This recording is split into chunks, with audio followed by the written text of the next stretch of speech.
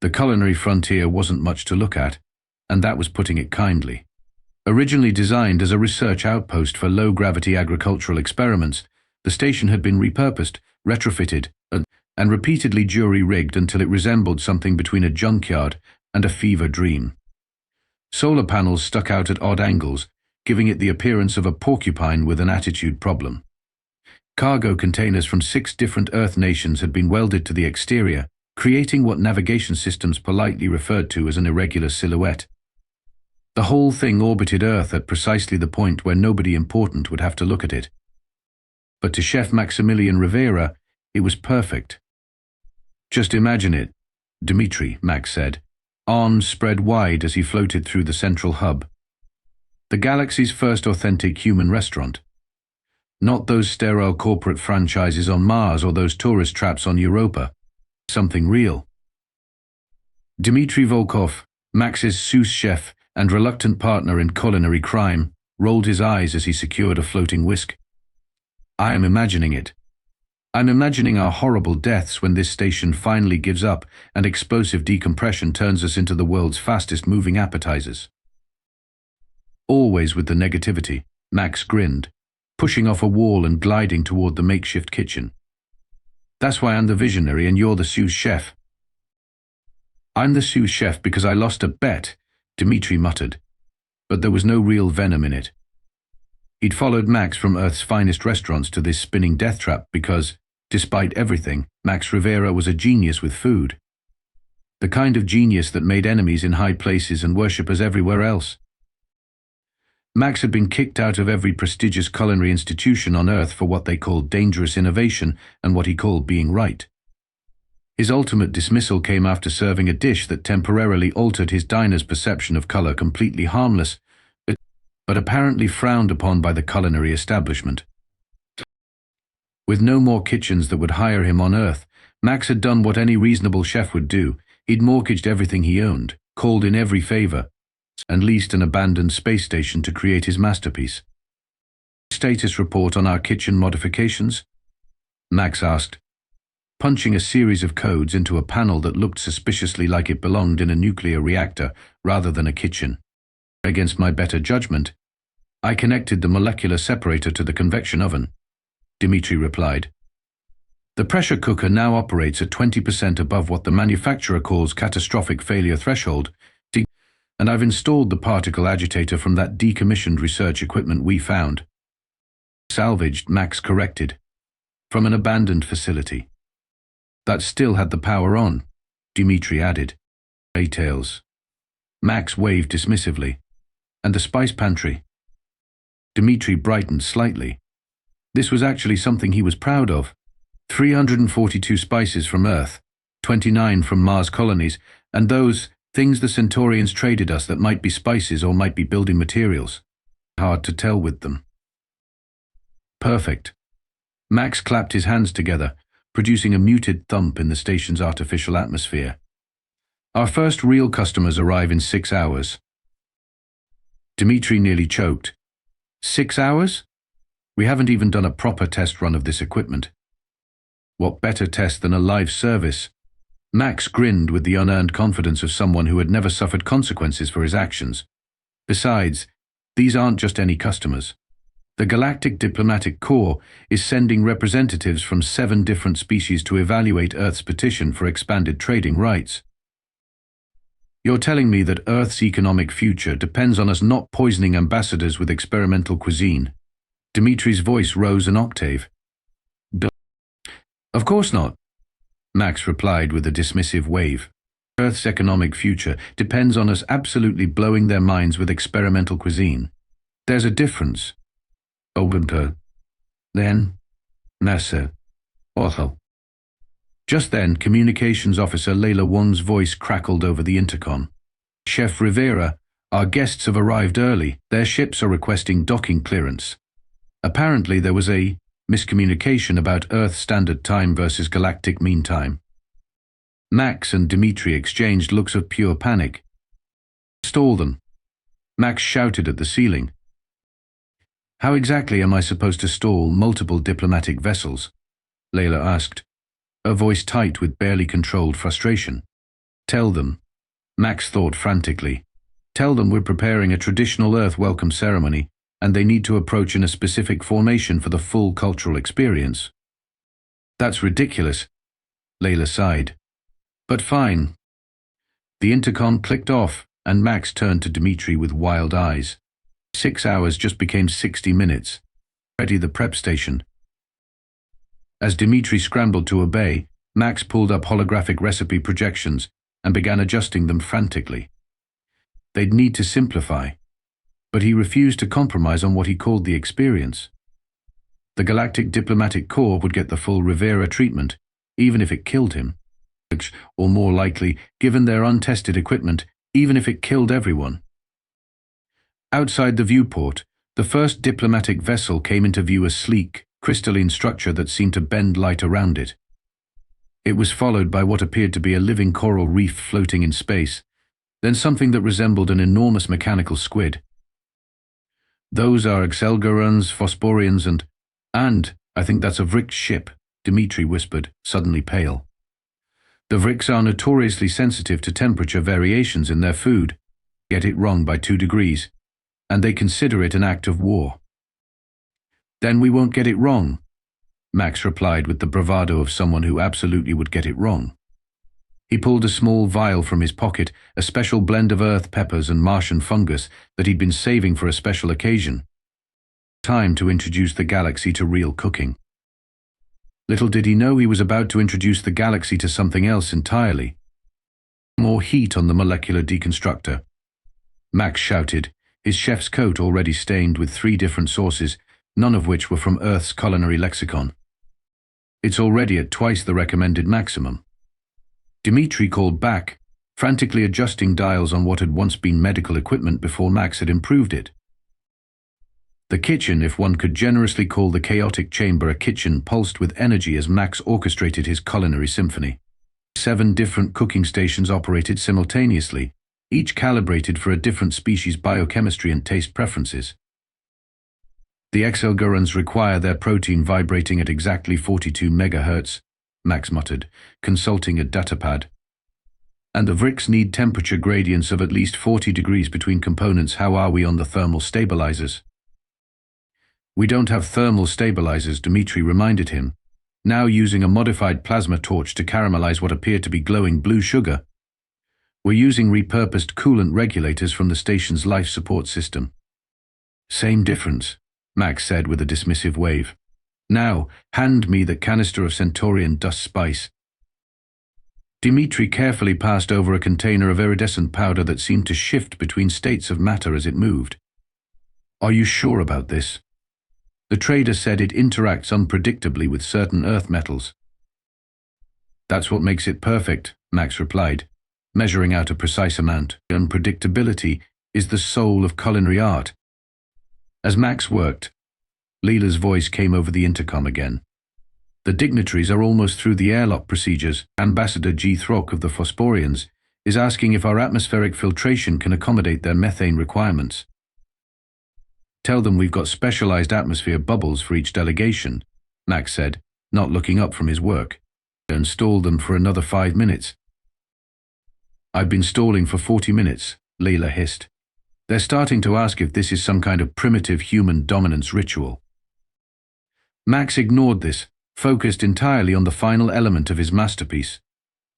He carefully connected a pressurized canister to the modified pressure cooker, which was already vibrating ominously. This will be my piece de resistance. Pressure-infused quantum particles suspended in a reduction of Earth's finest chilies and Martian fungal bloom.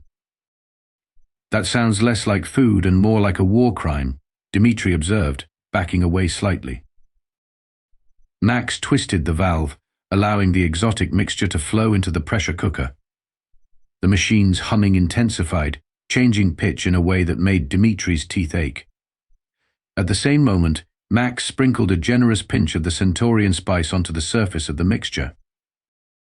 What happened next occurred too quickly for human perception to fully process. The Centaurian dust made contact with the Earth-manufactured pressure cooker's interior, which had been superheated beyond any reasonable safety parameters. This triggered a reaction with the particle-infused sauce, which had been agitated to a quantum uncertain state by Max's modified equipment. A flash of impossible color, something between ultraviolet and the concept of Wednesday, erupted from the cooker. The station's artificial gravity hiccuped. For 3.7 seconds, everyone aboard experienced time at different rates. When reality reasserted itself, the kitchen was filled with gently floating globules of sauce, each containing what appeared to be tiny, swirling galaxies. Every electronic device in a 10-meter radius had either shut down or begun displaying recipes in languages that hadn't been invented yet. And in the center of it all stood Max, his hair standing straight up, a look of pure ecstasy on his face. "Did you see that?"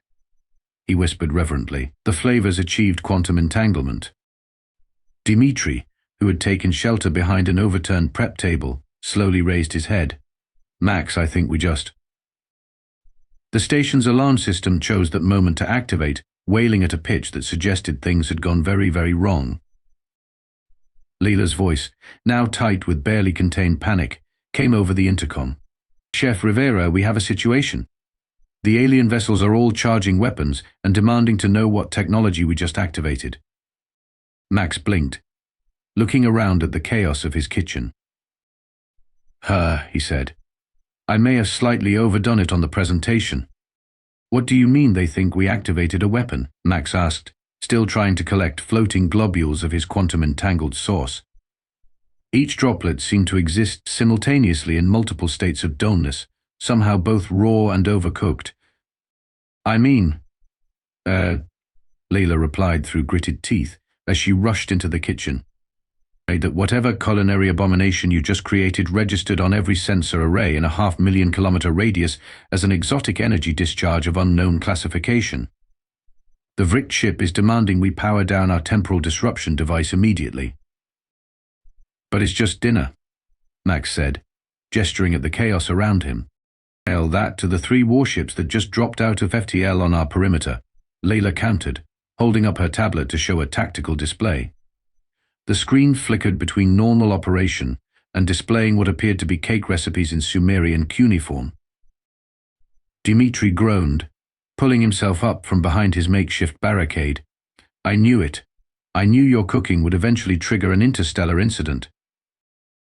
Before Max could defend his culinary honor, the station's communication system activated without Leila's input. A deep, resonant voice that somehow managed to sound both organic and mechanical filled the room. "Sentient human cooking vessel," the voice announced. "This is Admiral Krillex of the Galactic Hegemony Peacekeeping Force. Our sensors have detected a Class 4 reality distortion originating from your station. Power down your weaponry immediately and prepare for boarding." Leila frantically worked her tablet. "They've overridden our communication protocols. That's not supposed to be possible with our security systems." "Oh, about that," Max said sheepishly. "I might have borrowed some components from the security firewall for my sous vide circulator." Both Leila and Dimitri stared at him in horror. "What?" Max said defensively. "It needed better temperature control." The station shuddered as something large and metallic clamped onto their hull. Proximity alerts blared, then transformed into what sounded like a smooth jazz rendition of warning klaxons. "They're docking without authorization," Leila said. "We have approximately 3 minutes before they breach our airlock." "Can't you explain it was just a cooking accident?" Dimitri asked desperately. "I tried," Leila replied. "They said, and I quote, 'Your attempts at deception through implausible scenarios only confirm our suspicions.' Apparently the idea that humans would modify particle accelerator components for cooking is less believable to them than us developing superweapons." Max snapped his fingers. "They're coming here expecting to find weapons, but all they'll find is food. Extraordinary food. We just need to serve them dinner as planned." "The dinner that nearly folded spacetime?" Dimitri asked incredulously.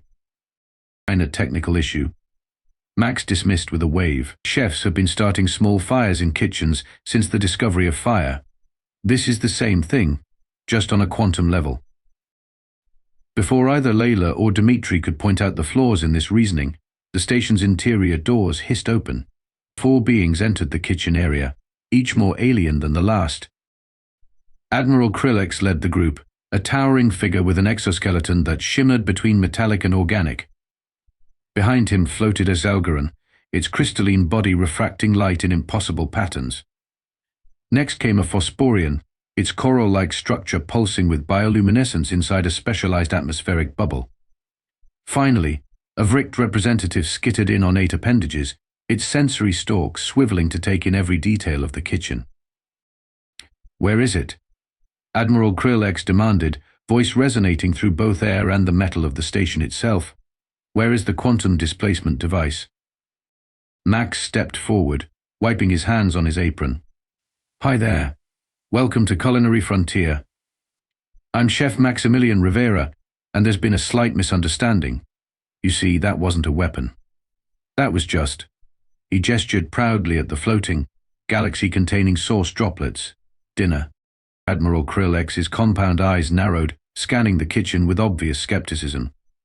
One of his forearms extended, a device in his grip sweeping across the room.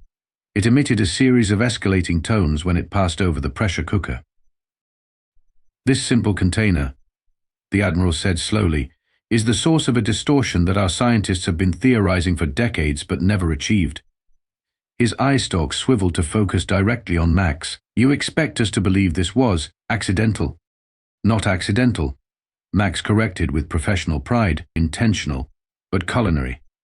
I was simply trying to create a dining experience that transcends conventional space-time limitations. You know, for that authentic wow factor." The 4 aliens exchanged glances that somehow conveyed deep suspicion, despite their utterly different physiologies. "The human lies," the Vrict hissed, its translator barely keeping up with the clicks and whistles of its native speech. "Their species could not possibly have mastered quantum temporal gastronomy. Our food scientists have deemed it theoretically impossible." Max bristled. If there was one thing guaranteed to override his sense of self-preservation, it was questioning his culinary capabilities.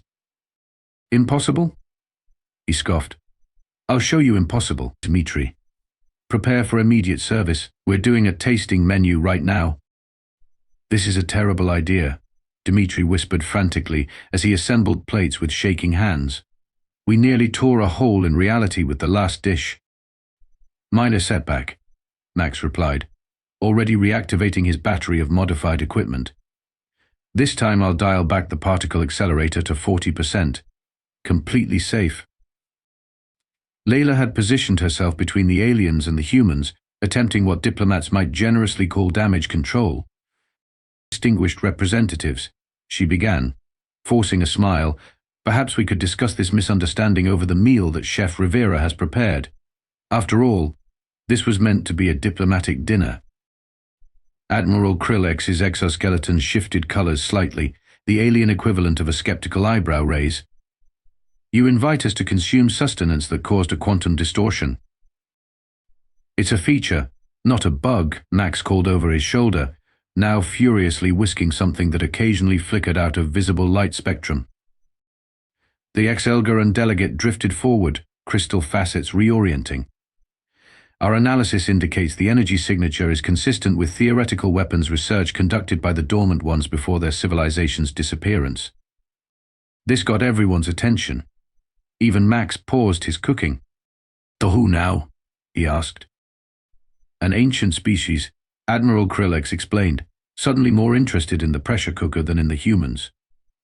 "They vanished 50,000 years ago, leaving only fragments of their technology. Our scientists have been attempting to recreate their energy manipulation techniques for generations, without success." The Vrick skittered closer to Max's workstation, sensory stalks quivering. "And you claim to have achieved this, for flavor enhancement?" "Well, yeah," Max shrugged. "Food should be an experience that transcends the ordinary. Anyone can make something taste good. I make food that changes how you perceive reality." Just then, Dmitri, who had been attempting to reheat some of the earlier preparation for service, made a critical error. He activated what had formerly been a microwave before Max's modifications without properly recalibrating after the previous incident. There was a sound like reality hiccuping, and suddenly the leftover Martian fungi was floating 3 centimeters above the plate, rotating slowly, and emitting a soft humming noise that somehow smelled like cinnamon. The aliens collectively stepped back. The Phosphorian's atmospheric bubble briefly changed color to what could only be described as alarmed purple.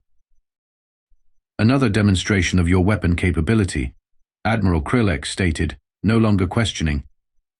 "It's just reheated leftovers." Dmitri protested, hastily shutting down the device.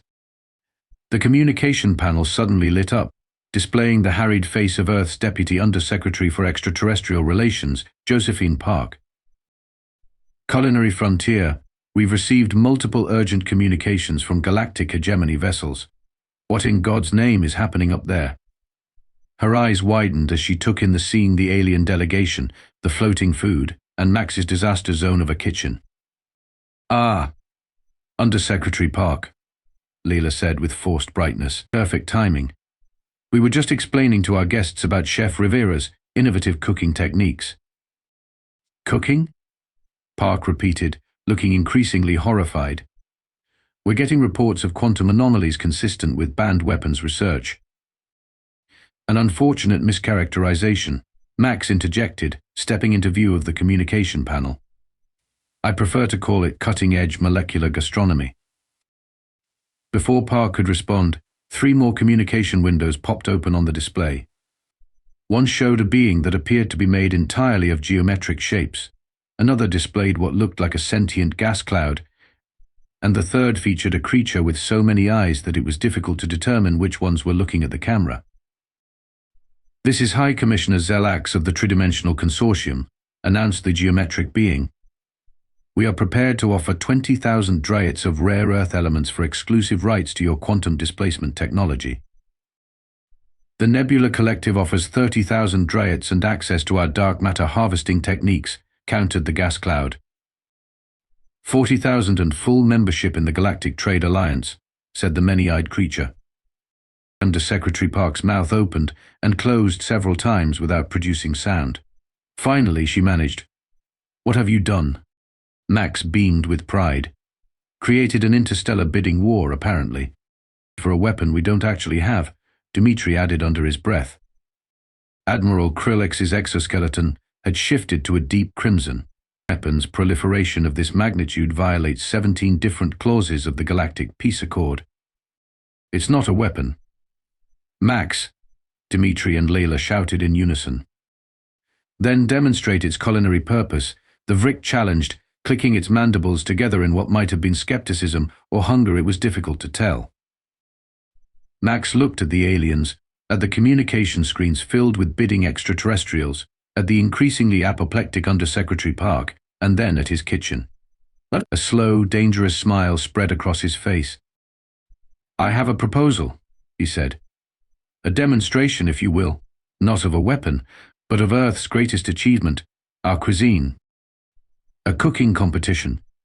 Admiral Krillex's exoskeleton shifted through several colors, landing on a dubious shade of mauve. "You propose to resolve an interstellar weapons crisis with food preparation." "Exactly." Max clapped his hands together, "the ultimate proof. If this is truly a weapon, as you claim, then other chefs shouldn't be able to replicate the effect, right? But if it's culinary technology, as I maintain, then with proper instruction, anyone could create the same quantum-entangled delicacies." Undersecretary Park, still on the communication screen, and now joined by several ashen-faced military officials, looked moments away from cardiac arrest. "Chef Rivera, I strongly advise against this course of." Max casually reached over and muted the Earth government feed. "Sorry, diplomatic static. Now, who's hungry?" The alien delegates conferred among themselves through a series of clicks, hums, and chromatic shifts. Finally, Admiral Krillex turned back to Max. "Your proposal is unconventional, but acceptable. The galactic hegemony will provide 3 master food preparers from different species. If they can reproduce your culinary effect under supervision, we will accept your claim that this is not weapons technology." "Perfect." Max beamed, apparently oblivious to the fact that the fate of human-alien relations now hung on his ability to teach extraterrestrials how to bend spacetime with cookware. "Dmitri, prepare workstations." "And if they cannot reproduce the effect," the Vrick added, mandibles clicking ominously, your species will surrender all research and equipment related to this technology and submit to a full investigation of Earth's weapons development programs. Max waved this off. Details, details, let's cook. Ian. Within an hour, the kitchen had been transformed into what could only be described as an interstellar version of a cooking show. 3 alien chefs had arrived as Calaran crystalline entity that manipulated tools through telekinesis, a 4-armed Phloxian with chitinous appendages specialized for food preparation, and a gelatinous Melbari that apparently cooked by absorbing ingredients into its translucent body and processing them internally. Viewing screens had been set up around the kitchen, displaying audiences from a dozen different worlds.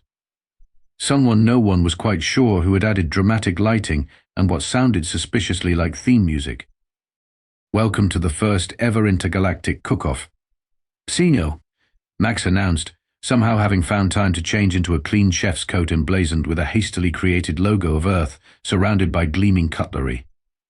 Today, 3 distinguished alien chefs will attempt to recreate what has been mistakenly identified as a superweapon, but is in fact just really, really good cooking.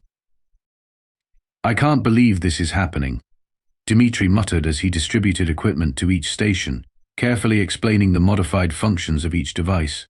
Our species' first major interstellar diplomatic event, and it's a cook-off we might accidentally win by destroying reality. Layla, now functioning as an impromptu stage manager, shushed him. At least we've got the undersecretary contained in a separate communication channel where she can't interfere. And the military representatives seem to be coming around to the idea I think they're actually placing bets. On the main viewer, various alien races were indeed exchanging what appeared to be wagers. The economic implications of human cooking had apparently superseded the weapons implications, at least temporarily. Chefs to your stations. Max called out. You each have 1 Earth hour to recreate the quantum entangled sauce using the ingredients and equipment provided. Remember, the goal is to create a dish that briefly exists in multiple states simultaneously while delivering a perfect umami flavor profile with notes of dimensional transcendence. The alien chefs took their positions, eye stalks, sensory tendrils, and crystalline facets all focused intently on their workstations. To begin, Max shouted. What followed was culinary chaos on an unprecedented scale. This Elgaran's telekinetic abilities allowed it to operate multiple devices simultaneously, creating a whirlwind of activity that occasionally caused nearby small objects to float. The Phloxian's 4 arms became a blur as it precisely measured and combined ingredients with machine-like efficiency. The Melbari simply absorbed everything at once, its translucent body churning with increasingly concerning colors. Dmitri leaned close to Max as they observed. Do you really think they can replicate the effect? Max's confident smile flickered just slightly. I have absolutely no idea. I'm not entirely sure I could replicate it myself. So humanity's first contact situation hinges on aliens accidentally recreating a cooking mistake that we ourselves don't fully understand? Pretty much, Max nodded. Classic human diplomacy, when you think about it.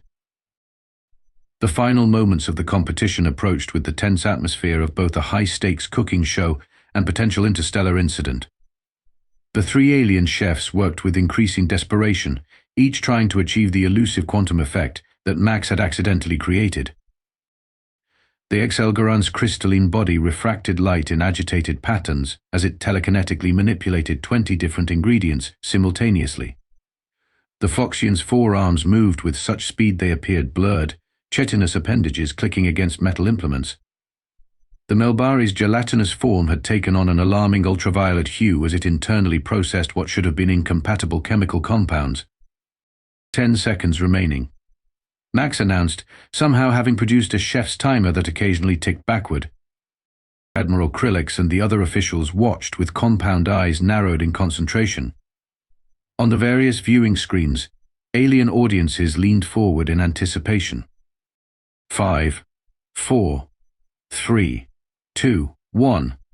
Utensils down, Max shouted. Base. The 3 alien chefs stepped back from their stations. Each had produced something that looked vaguely like Max's original quantum-entangled sauce, but none of the dishes were exhibiting the telltale signs of space-time distortion. The moment of truth, Max declared, approaching the first station. Let's see what RSL Grand Chef has created. He carefully inspected the crystalline bowl containing a shimmering liquid. It looked impressive but remained stubbornly anchored in conventional reality.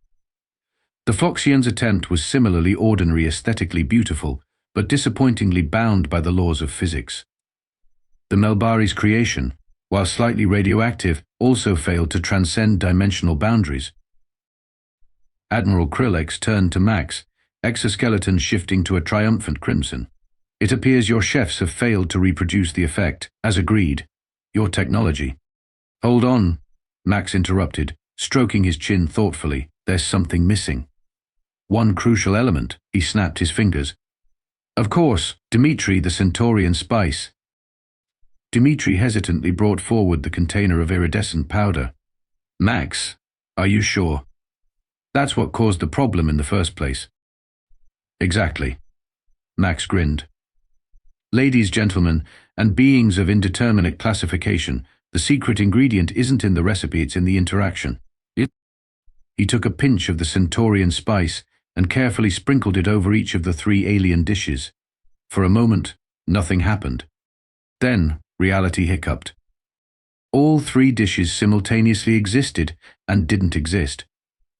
They floated above their containers, each molecule vibrating at frequencies that made nearby sensors shriek in protest. Small, galaxy-like swirls appeared within the sauces, and everyone in the room briefly tasted cinnamon despite none being used in the recipes.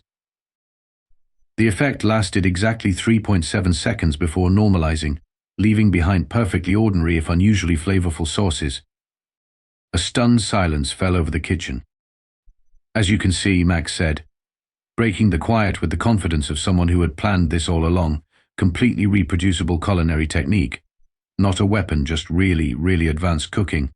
Admiral Krillex and the alien delegation huddled together, communicating in rapid, untranslatable exchanges. Finally, the Admiral turned back.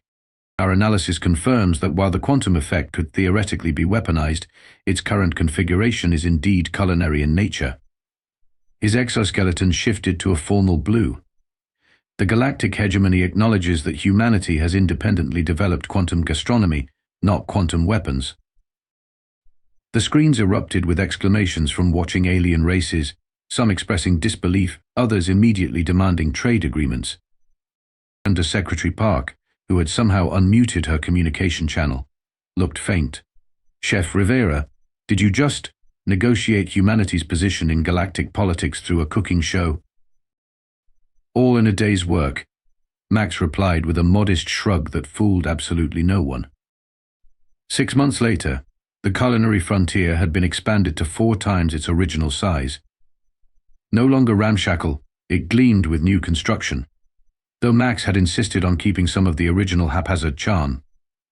Lines of ships from across the galaxy waited for their turn to dock and experience what had become the most exclusive restaurant in known space.